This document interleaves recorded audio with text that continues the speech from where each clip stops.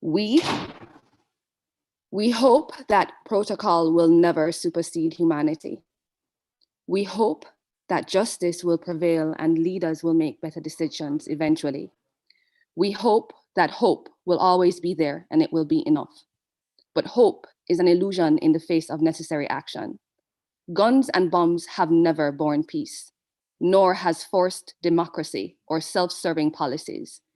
Educate yourselves and each other in the language of these times. The revolution must be an evolution, using the tools that we have developed as our weapons against oppression.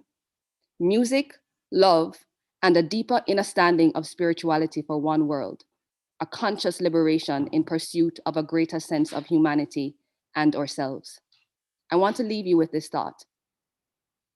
We cannot remove ourselves from situations that continue to implicate our brothers and sisters in a spiritual, physical, emotional, and psychological warfare.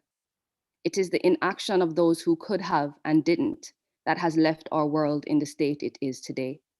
Our blood is shared. So are our joys and pains. When the rain falls, it doesn't just fall on one man's housetop, like the great Bob Marley said. So don't you forget who you are and where you stand in this struggle for one love. Lift up the vibrations. We don't need no more trouble. What we need is love in its most active form. We have the right to be right. Give thanks.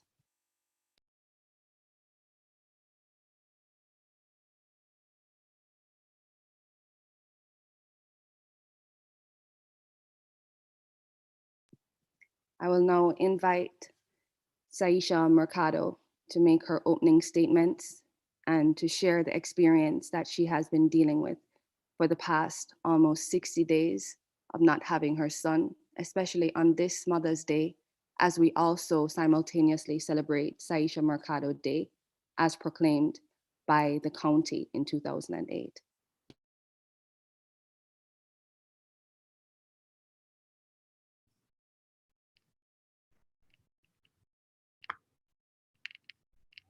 Hi, everyone.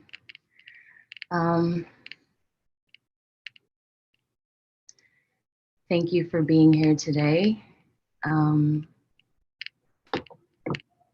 This is not very easy for me to speak, especially under these circumstances. It's Mother's Day, my son's not here, and there's just so much going on. But despite how I feel, I know that it is necessary for me to use my words to make a change and to be the change. And I could have never imagined seeing myself going through something like this or my family going through something like this, but we are. And the way I see it is, in all of this, I have to remain strong for my family and especially for my son. And I'm still processing this entire situation. And it's an emotional roller coaster every single day. I go through so many emotions of literally reliving my entire experience leading up to the decision of taking my son, Amin Ra, to the hospital. I literally don't have words that can express exactly how I feel. I can't really articulate exactly what it feels like, the pain, the rage, the sorrow. You know, 60 days is a long time to be without a beautiful spirit that you created and that lived inside of you for 9 months. And every day it takes a strength beyond myself to be able to function, to be able to stay grounded and calm and to have peace, because it's just challenging. This is something that you don't ever expect to happen to you. Um, it's just something you don't prepare for. So emotionally, it is a lot every day. And right now I am pregnant, and so it is requiring an inner strength within me to be able to just function and remain strong for my family and for Amun Ra. So I just wanted to speak from my heart first and foremost, and then just hit certain points because I want to let you guys know that eventually we're going to have a town hall meeting soon for other mothers and other families to share their stories, to share what they've been through, similar situations, so we can find solutions and reflect on exactly what's going on, and to be able to use our voices to make a change that has been needed for a very, very, very long time. And so basically this is just an introduction, just to share how I feel as a mother, and to share some of my story with you guys. It's basically me calling out. It's a call to action, to demand an investigation of what has happened. There's a lot of things we know that was done that was not a part of protocol, and that was very illegal. And I've remained very silent for a while. Even before this all happened, I'm just not used to using my platform to speak out about anything and just be really silent and quiet. So this is a big change for me, and it's not easy, but I do it for Ra. We're doing this for our son. And I just wanted to point out that when the CPI officer actually took our son, they didn't properly serve us when they removed him from when they removed us from the hospital. They banned us from John Hopkins All Children's Hospital on March the 11th, and we weren't given the proper documentation stating, why we were being moved, and we were never properly served. So this is not just to share those details, but it's also to just let you know that in the future, we will be speaking out more and speaking up and allowing other families to do the same. This is really hard for me to talk right now, so I'm really doing my best. It's taking a lot of strength for me to just be before you guys right now.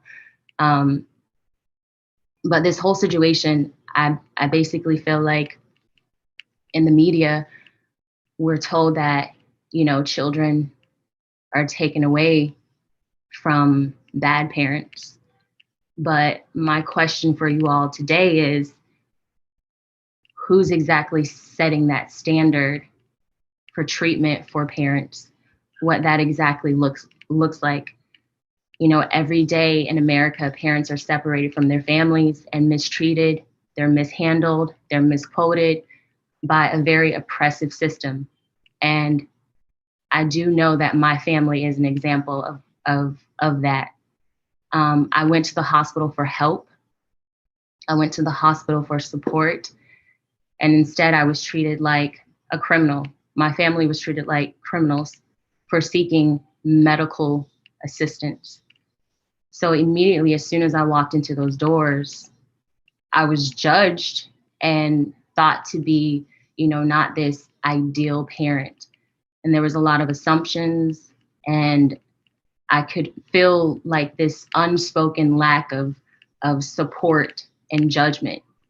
And we were treated like criminals just basically for going in the hospital and doing what a lot of parents do all over. go into the hospital to seek medical assistance. And, never could I have imagined going to that specific hospital to get help for my child, but walking away without my child. I'm a breastfeeding mother who recently found out that I was pregnant, and my milk supply went down, and my son was refusing to take the fluids that we were giving him. He wanted mama's breast milk, like a lot of breastfeeding babies do.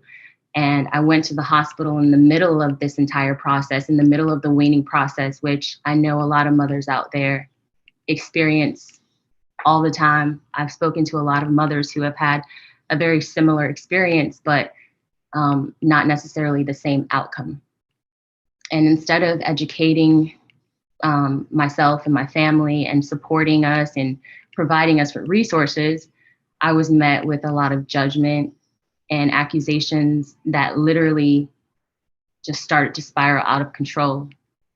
So right now, my family is literally experiencing the aftermath of that, the injustice of that. And like I said, I've been very quiet about it. But, when you comply and when you do your best to be the non-resistant Black woman, the non-resistant woman, but even in your doing so, you're being asked these questions and your child gets taken away from you. At a certain point, I had to say to myself, I refuse to let my story be unseen and unheard. And I have to use my voice. And, people are used to me using my voice for a very specific thing, performing and singing. But right now I'm using my voice to call out, to speak out. And this is about just letting it be known so that we can gather everyone who wants to be a part of this to also lift their voice and speak up with us. I don't want to be redundant, but like I said, this is very difficult for me to articulate and to share because I'm just not used to sharing a lot anymore. So I do my best every day, but despite how I feel, I just felt it was necessary to actually to use this platform to let it be known and to be heard.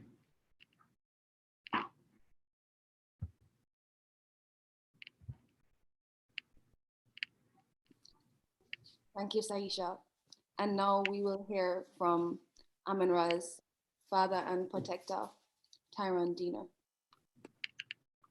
Grand Rising, everyone. I want to say thank you for everybody tuning in, and happy Mother's Day to Sa, and all the mothers that's tuned in. And I'll make it quick.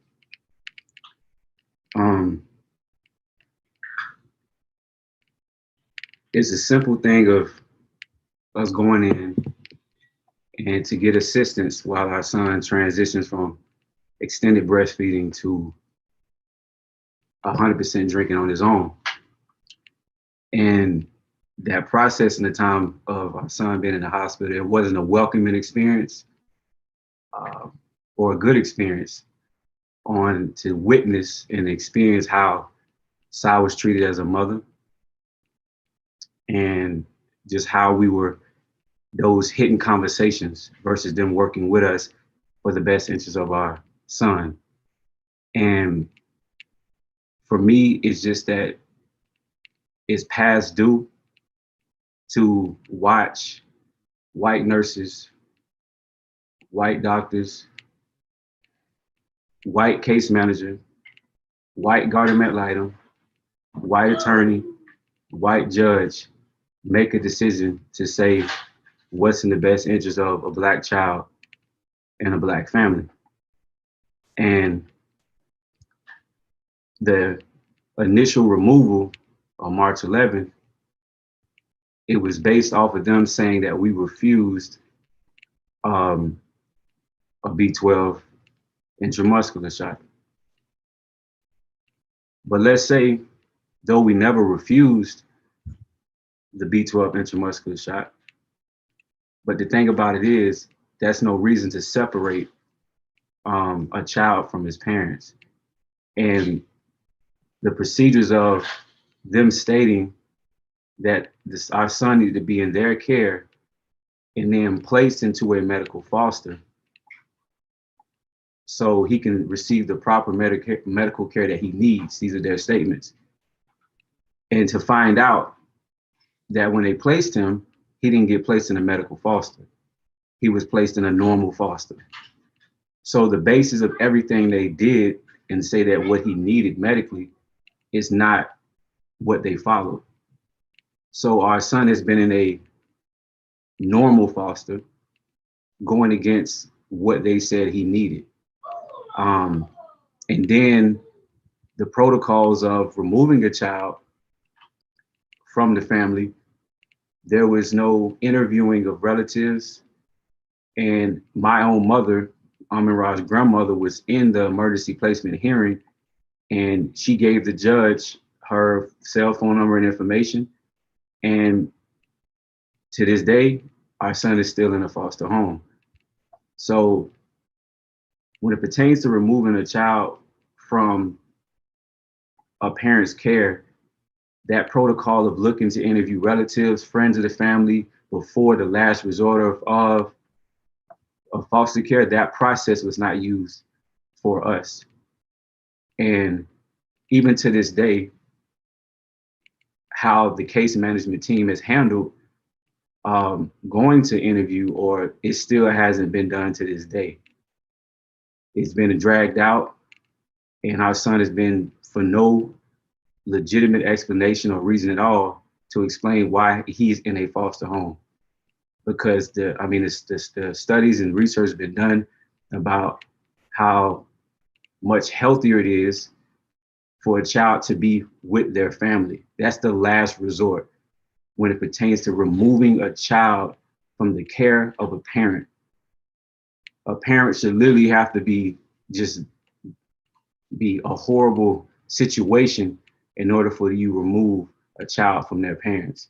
There's nothing about our situation where we're not an example of what good parents are. A good parent would have not sought to get assistance to help their child. Good parents utilize resources like what we did. Our child went to a doctor before coming there. Our child seen a lactation specialist. And then after that, he just was stubborn. Our son, Amin-Ra, about wanting to consume enough fluids on his own, even though he was already eating solid foods, and hospitals are there for those particular reasons. And instead of us getting assisted and helped, it was the total opposite for us. So right now, our case is still open, but this is just basically what happened. And we're just here to bring light to the situation so we can just start creating a dialogue where if people are in a position to be able to remove children from the care of good parents, what is the standard for a good parent? Because we love our child. We have a website up, aminrasabah.life, that shows from birth up until going into the hospital. If that's not good parenting, I would like to see clearly what it is when it pertains to loving your child, socializing with your child, and doing everything you're supposed to do as a loving mother and a loving father. And these institutions, such as hospitals, are there to assist the people. And that's not what I experienced when it pertains to the whole time that Syesha and our son was in Johns Hopkins All Children's Hospital. So the process was just not, it wasn't done right. We didn't even receive, to put this out there, the original document that removed our son, the emergency petition for placement. We didn't receive that document until a week after our son was removed, And the same day we received that document, the CPI officer said that her investigation was closed. So upon them removing our son from our care, there was no physical documentation to say why they were doing it and what was the basis of them doing it. So when you're looking at a due process issue, that's step one. You weren't properly notified of what you were doing and why you were doing it. The only thing we had was a verbal statement from the CPR officer, which is you refused the B12 shot. And we clearly made it clear that we didn't refuse it. So we can say, let's say hearsay. Where's the documentation that gives a basis to what you're trying to do? She said she didn't need to give us anything. So a week later, we finally got the documentation via email, and it just, the whole process just didn't make any sense. From just not being notified properly with documentation, all the way into the point of not interviewing relatives for placement. And then we also had relatives submit their information. And we also had the grandmother, which is my mother, had a background check and a home study done. And then the management team said it wasn't enough information, they need to do another one. So there's been things that just, there needs to be some kind of accountability when it pertains to if the agency chooses to separate children from their parents, to somebody to oversee this process and hold people accountable for following the proper process. Because us as parents, we do a lot within the community. We love people, we love helping people. You know, I work with foster children. We have 3 other children in our home. Our lives are pretty open to see what we do and with Sai and helping tons of people with health. And that's all we do, is it's about serving the people. So it doesn't make sense. And I don't understand from any of their personnel, from case management to CPI, on their basis of saying that our son is not safe with us.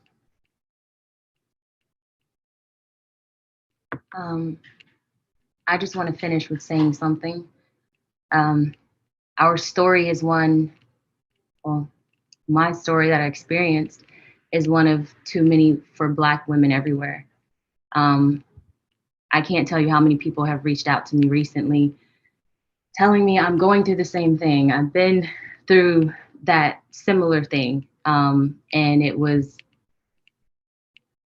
heartbreaking. It was traumatizing.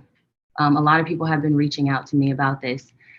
Racial and cultural prejudice blew a medical situation out of control in our circumstance. The damage done by failing to place Amin-Ra with a loving, qualified family member, no one can ever undo that. That can never be undone.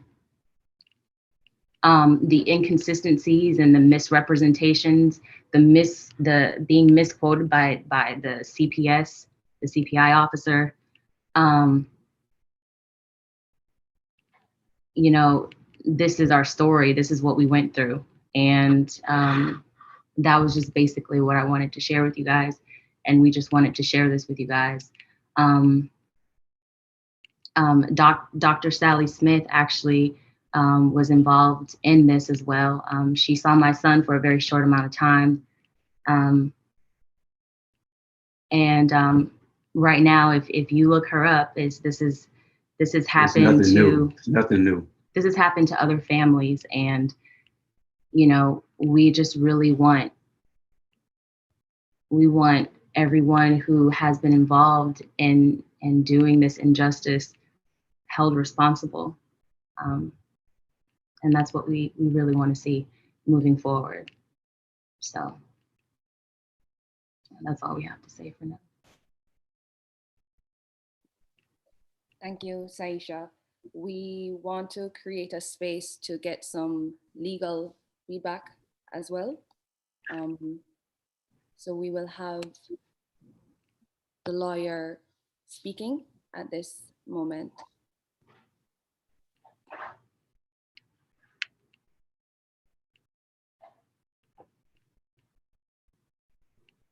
Is he in the room?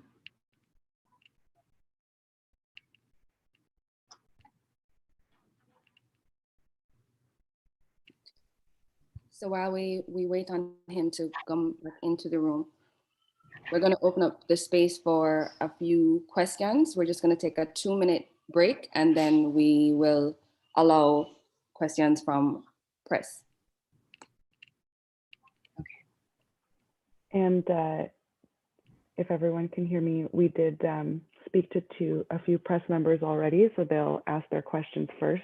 Those press members have been notified in the chat, so if they can be ready with their questions for the family after a 2-minute break. We'll come back at 10:50 and we'll be starting with Tamara from the press, and after that we will move on to Gabrielle from the press. Thanks everyone, give us a couple minutes.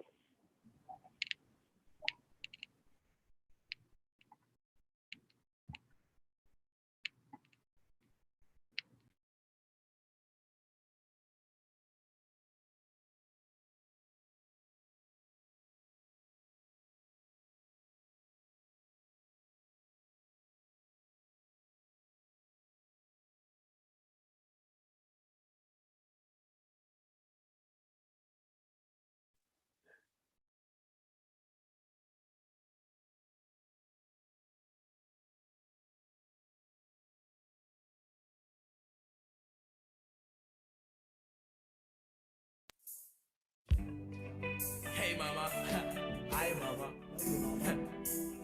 Oh my, oh my. Oh mama don't cry. Gonna give you my flow so high.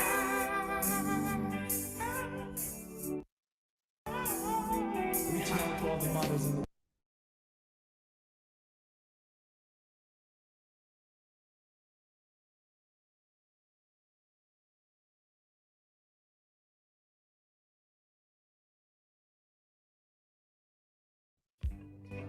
Hey mama, hi mama. Oh my, oh my. Oh mama don't cry. Gonna give you my flow so high.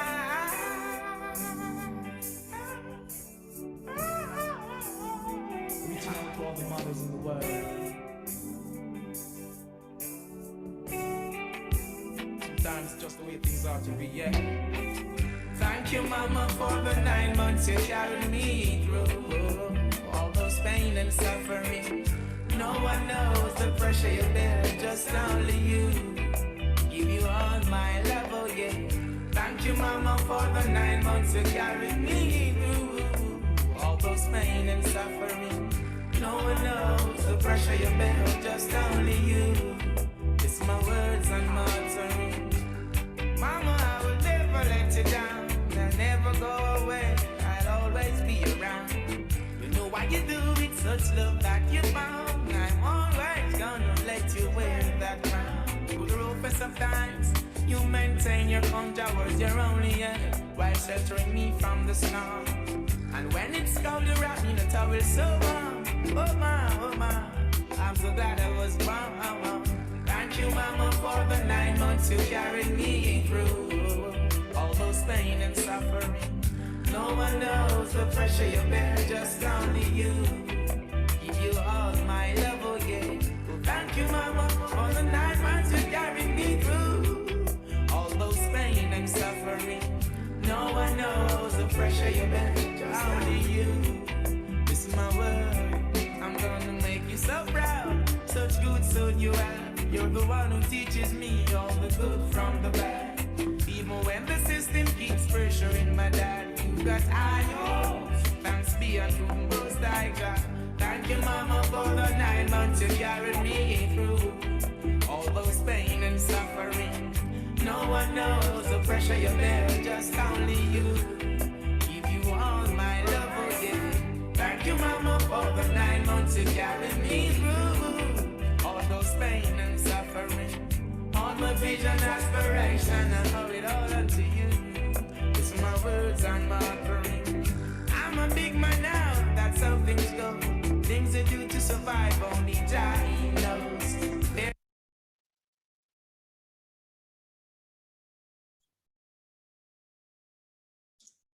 Hi, everyone. If you would like to ask a question, we ask that you use the raise hand function in Zoom, at which point we will unmute you and then call on you.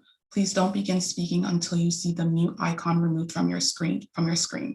We ask that you stick to one question and one follow-up, as well as state your full name and which media organization you're from.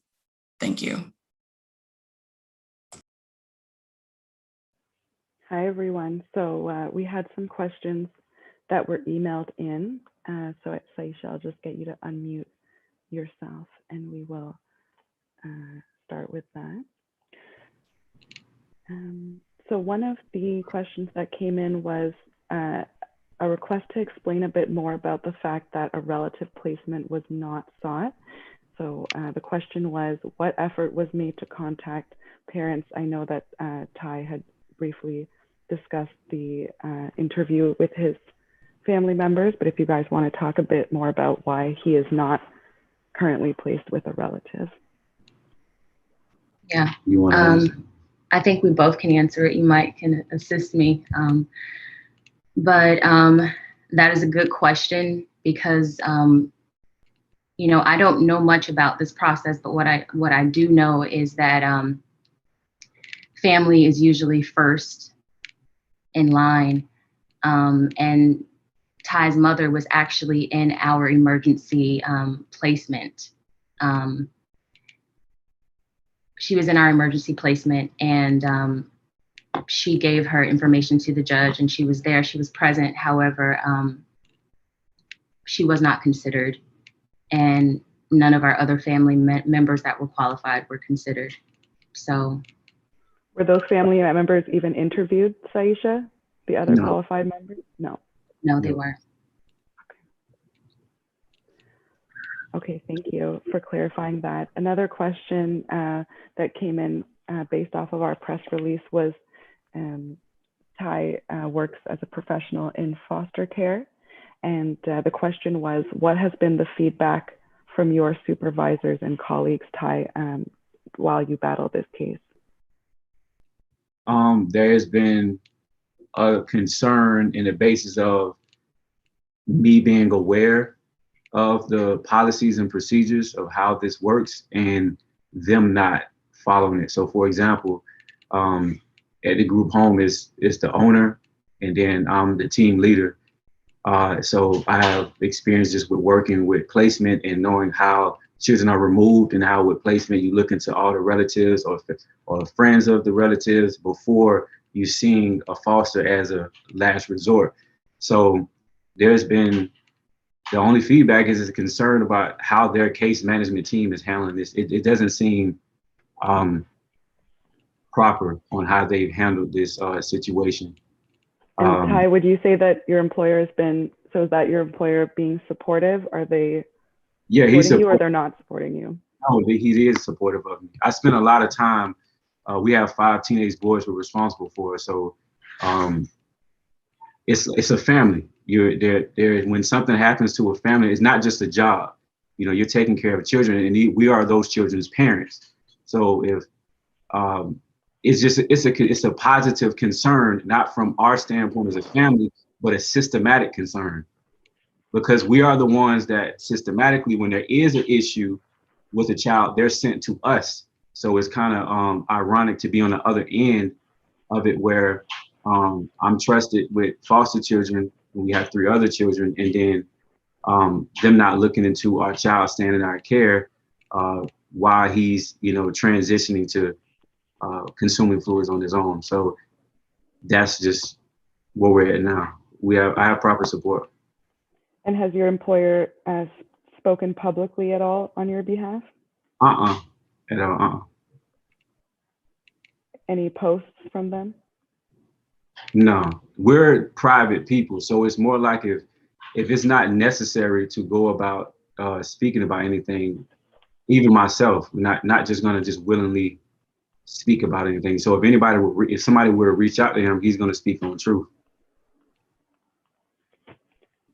Okay, thanks. And we were talking about your visitation earlier. One of the questions that was emailed in was, what is the nature of the supervised visitation right now with Amin Ra?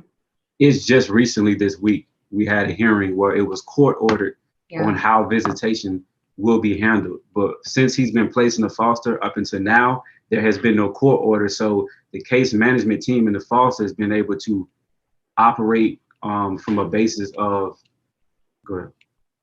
So the case manager, she went from telling us we can have no visitation due to the COVID-19 to 1 visitation per week in person. And since he's been removed, we actually saw him twice in person. And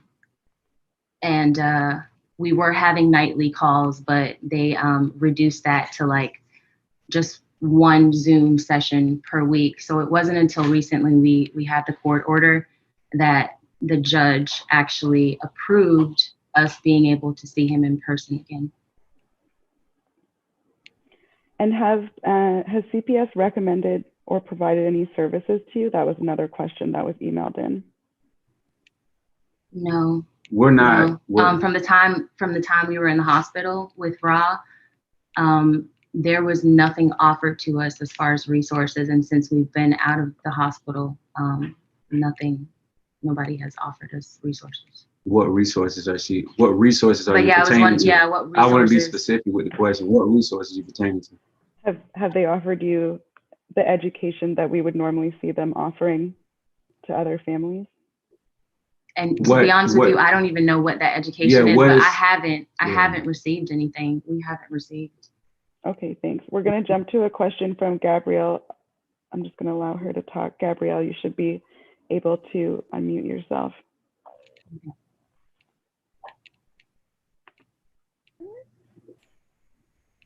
Hello? Hi, we can hear you. Go ahead, Gabrielle. Hi there. First of all, I just want to say happy Mother's Day and thank you so much for speaking with us. I understand this is such a difficult time for you and your family, so thank you for just taking this time to speak with us. I know there's a lot of moving parts here that we don't know. Obviously, there's a lot of things in the background, but in short, what do you want our viewers to know? Like you mentioned, there are a lot of people very quick to judge on these stories. We're somewhat trained that once, a child is taken away, it's for a good reason. And clearly, what you're telling us is the exact opposite. What do you want people to leave with when they see this story? What's the takeaway here? What do we want people to leave with? The more I looked at this situation from, there needs to be more accountability behind Child Protective Services. There needs to be somebody overseeing them in a way that if there's any documents that are submitted to judges or a child is removed, that it is reviewed properly before a decision is made. Yeah. Because you can do damage, a lot of damage to a family after things are reviewed, after something happens. But to have some kind of protocol put in place where there's some third party looking over CPS to make sure that investigations are done properly, and that when a decision is made, it's transparency and not just one-sided. Because there's too many cases worldwide where a decision is made and then the family has to kind of pick up the breadcrumbs and put the pieces back together to realize there was an injustice that has been done. It's too many cases. So out of our situation, is to bring awareness to the accountability for CPS to do proper investigations and to put something in place that there's a protocol or a reviewing of something before a judge issues out a court order to remove a child from a good family home. It has happened entirely too many times.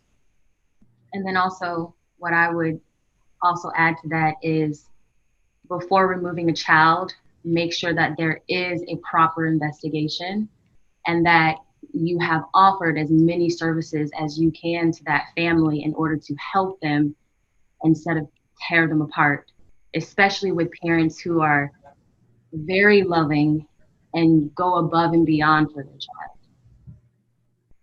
And the answer to that, foster care is the last resort.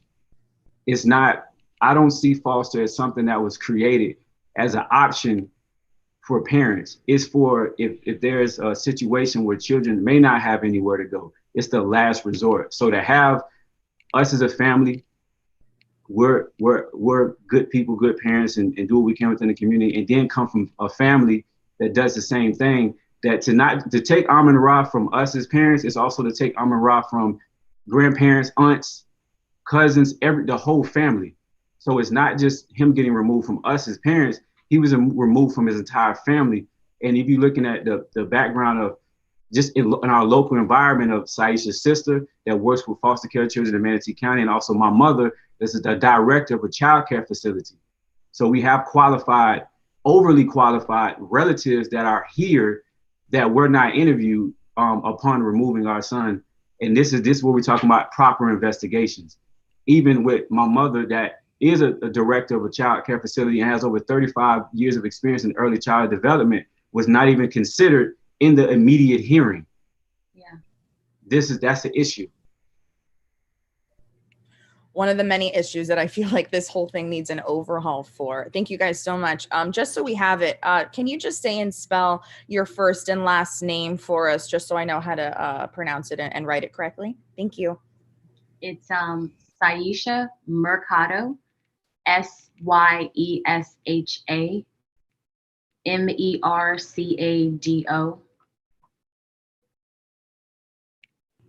and Tyron Deener, TYRONDEENER.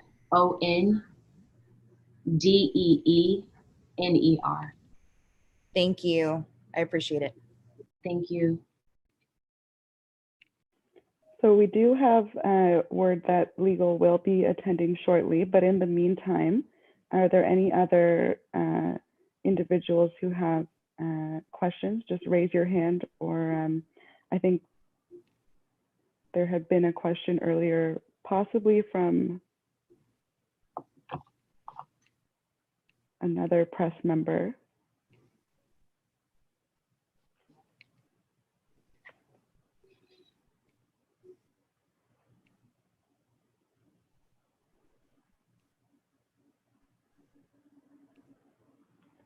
I'm just looking to see hands up.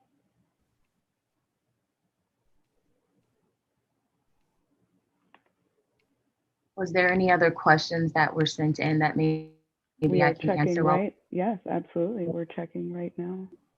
Okay.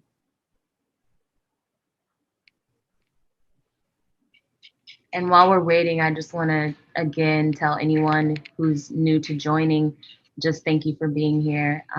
I know it's Mother's Day, so you guys joining us actually means a lot to us. Oh, and maybe we can talk a little bit about, I know Ty mentioned the website aminrasabah.life, where the media can access video. the family's personal footage and media of Amin Ra before he was removed.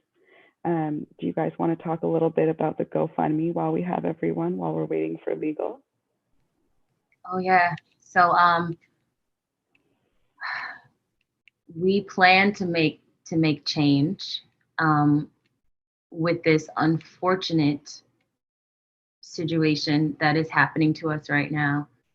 And so we have started the GoFundMe in order to just raise funds for everything associated with what goes into a case exactly like this. And I'm learning because we've never been through something like this before. So we started that campaign. It's called Bring Ra Home, to raise the funds to be able to assist us in everything moving forward with, specialists and attorney fees and second opinions and things like that. It's going to be very, very expensive to get second opinions, correct? Is that what you guys were advised? Yes, yeah, to get second opinions, to pay those expert witnesses that can reassess the whole situation. And so it's a lot of times, a lot of families fall victim to these cases is because it is very expensive. When there is not a proper investigation or things just happen, and the average person that just goes to work and pays their bills every day, it's very, very expensive to be able to reassess these situations to bring justice. Absolutely. The price of justice is very high. And Yeah. and so you guys are want the public to know that you are raising funds to help with this legal challenge, which is going to be very expensive for you. Is that correct? Yes. Yeah. Yeah. Excellent. Thanks so much. I'm still not seeing legal, so we will look to see if there are any more questions that were emailed in.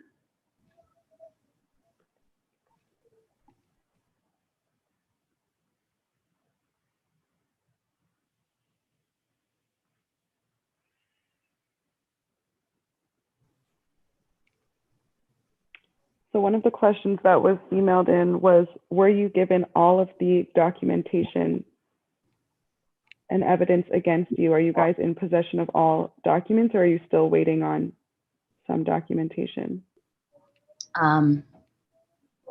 We're still waiting. We haven't been given everything. What do you want us to send it to? So yeah, I actually asked this while I was in the hospital. So it's been a very, very long time. I was banned from the hospital on the 11th, and today it's, May 9th. And we're still waiting on everything, all the medical stuff. Some of the things we received, like on the legal end, like maybe a week plus, like maybe 2 weeks after. But as far as everything medical, we don't have everything. So there's still outstanding disclosure. We're lucky to have with us Mr. Robert Barar, who is your current legal representation. Hi, Mr. Barar, can you hear us? Yes, I can. Fantastic. So it's Rebecca Ying, who's the legal support with We Have the Right to Be Right, and we have your clients here. So we were just discussing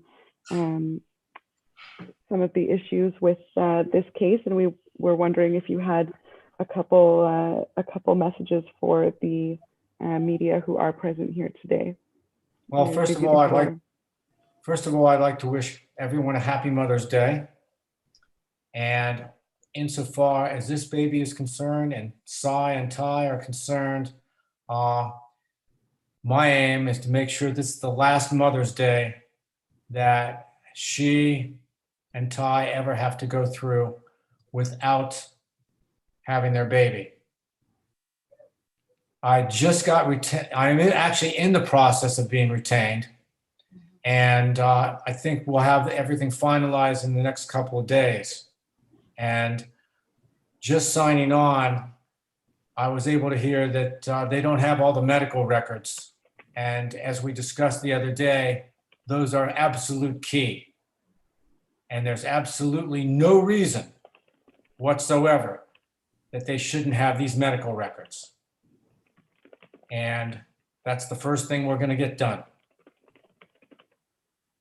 And I'm looking forward to representing them and bringing their baby home, because that's what needs to be done.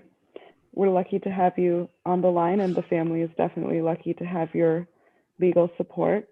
I had a question in here from Nikita, who had missed part of the interview earlier, and she was asking what is the reason they gave for taking Ra away. So Nikita, will just summarize quickly. There were a number of medical issues brought up, but the medical issues were exacerbated by the CPS, Child Protective Services staff, and a lot of the reasoning for removing Ra, which Saisha and Ty had mentioned earlier, a lot of the reasons were not documented properly legally, and there were a lot of miscommunications, misinformation recorded by Child Protective Services, and that led to his removal. So there are some details that we can't talk about because the legal case is still open and the investigation is open, but we can say that the documentation provided by CPS contained a lot of false allegations, a lot of things that the family has advised they have evidence to the contrary about, and we'll be able to talk more about the false statements by CPS in future meetings. And I believe that we are planning to hold a town hall again, with the media and the family supporters, legal, and with our organization, we have the right to be right. So we would ask for everyone to stay tuned for that town hall as well. So thank you for that question, Nikita. So I think that we've spoken quite a bit about the issues today. I don't know, Syesha and Ty, if you were able to comment on how quickly there was police presence at the hospital. What was the timing of that for the two of you? I don't know if we were able to cover that. It happened the next night. When we were admitted into the hospital, it happened the next night. And were those officers armed? Yes. Yeah, they were armed. So you're saying from the second day in the hospital, there were Yeah. armed officers Yes. in your room with Amin Ra? Yes. Okay, thank you so much.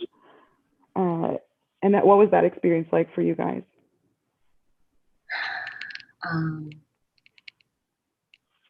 It was traumatizing because going into a hospital, I don't think anyone expects to see police officers greet them, armed police officers greeting them,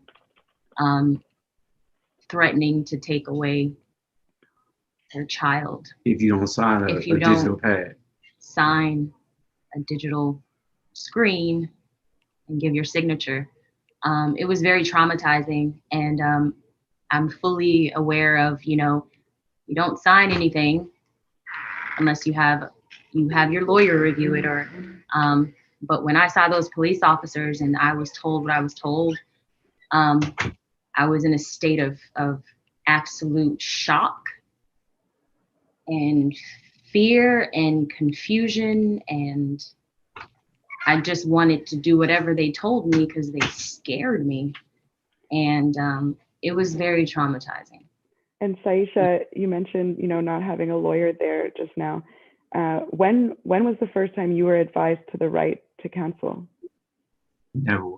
I never was advised for the right to counsel.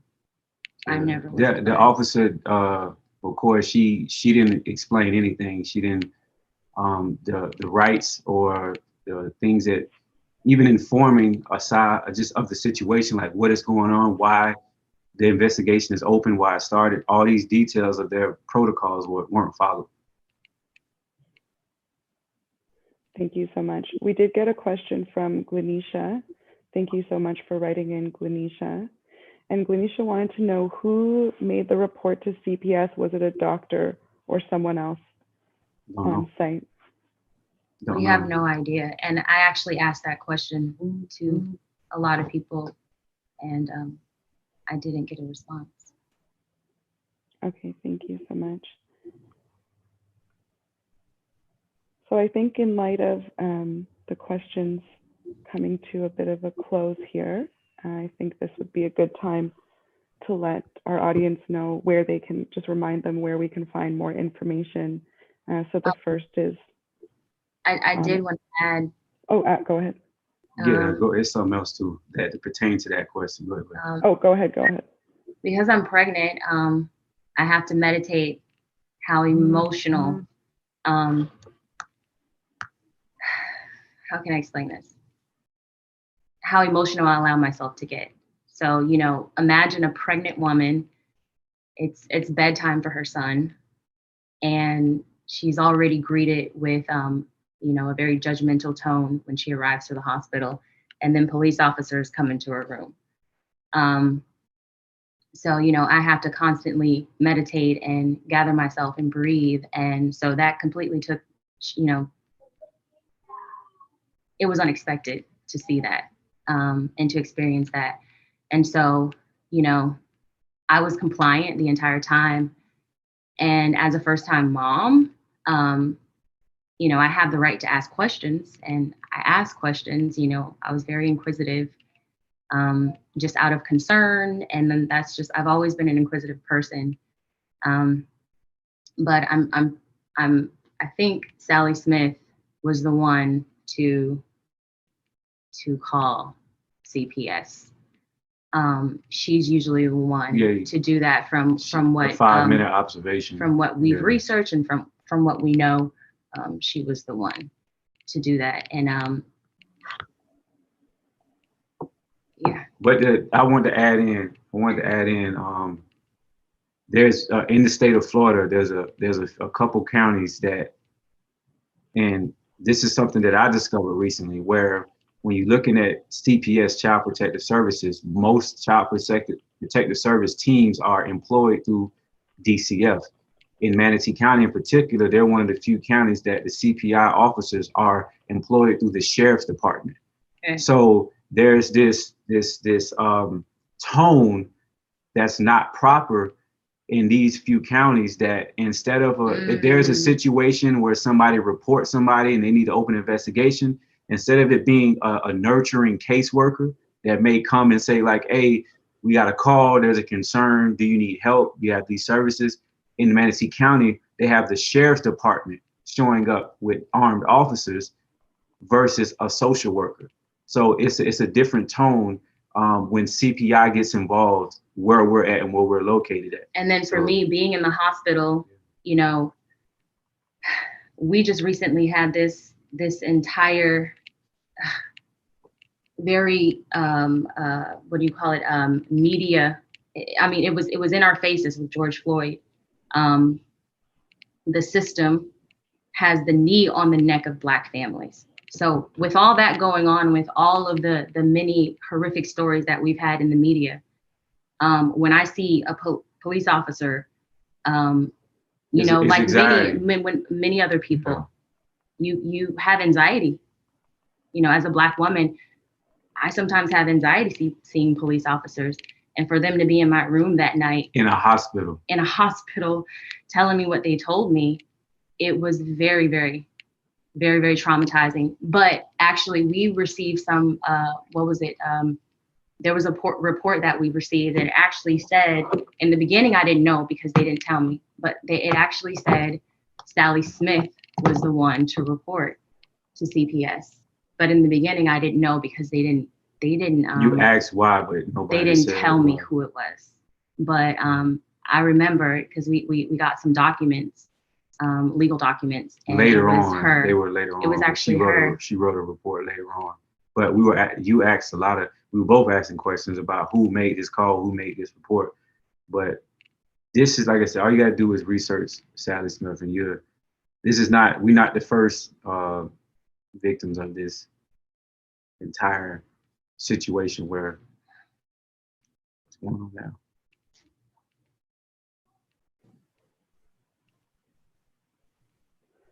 Okay, that's great. Thank you so much for answering those questions, guys. We did have a question from Nikita, and I think we'll close off with Nikita's question because we do want to direct everyone to access the upcoming updates that will be posted on RTBR.ca, which is the website for We Have the Right to Be Right.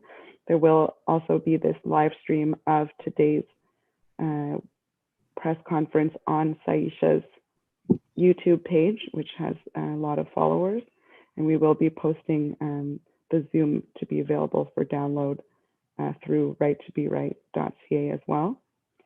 And I think that the next questions for Saisha and Ty will be, how can listeners, viewers, media, supporters help you guys?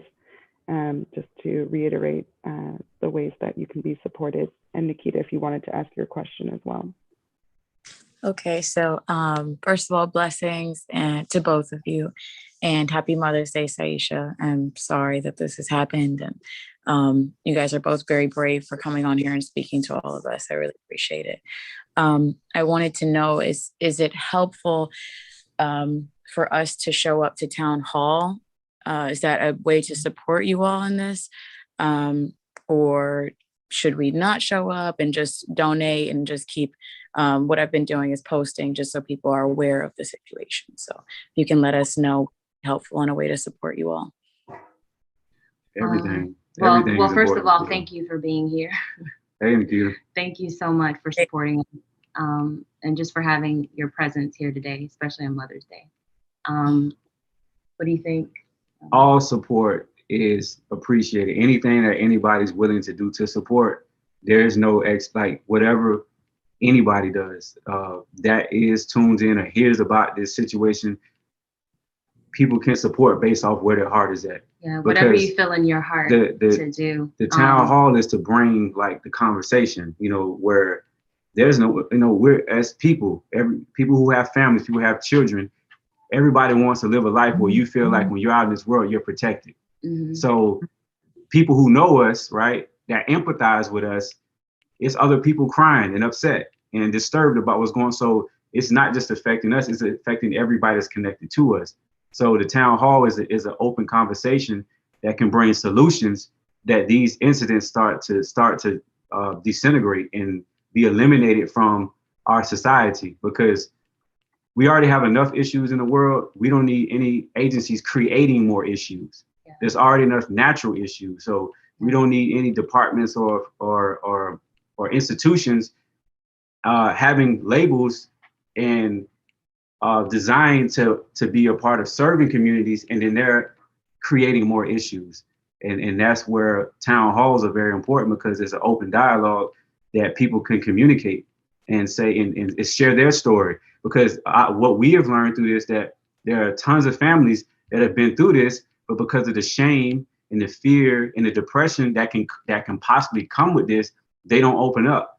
And people are going through things secretly, and you just never know. So this can be an opportunity to mothers, fathers, or families that may have went through similar situations can speak on that and bring more things that have been in the dark and come to the light, so we can end this. Because right now, CPS, Child Protective Services, has nobody overseeing them.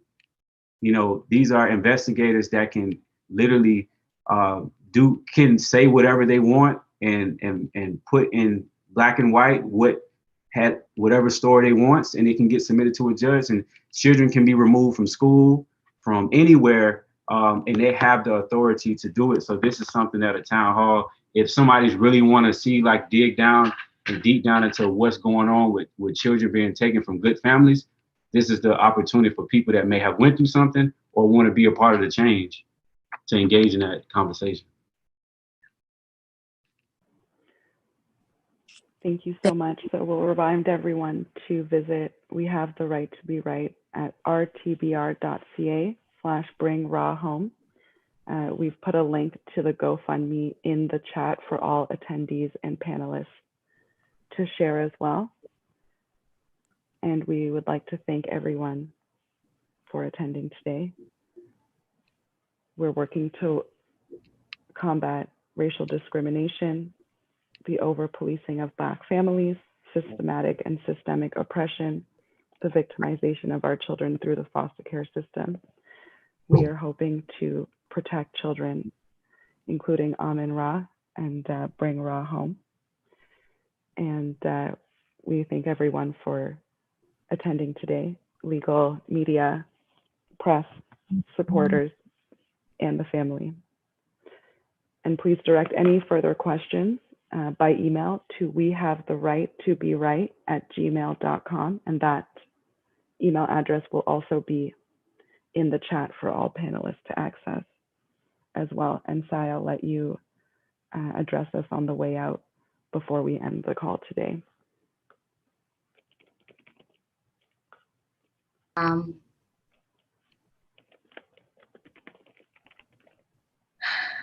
I did want a friend to speak on something. Andrew, is he? Andrew, if you're here, I would love if you can share your thoughts, if you're still here. If not, I'll move on to just closing. I don't think we have, I don't see Andrew here. So if you want to close this out, we can go with that.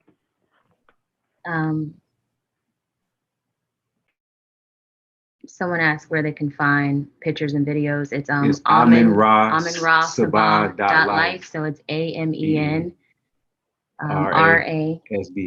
RASBA.LIFE. .life. That's the website. But just to keep it really simple, thank you for being here. Thank you for standing with us. I'm pretty sure this will be available to share and to look at some other time.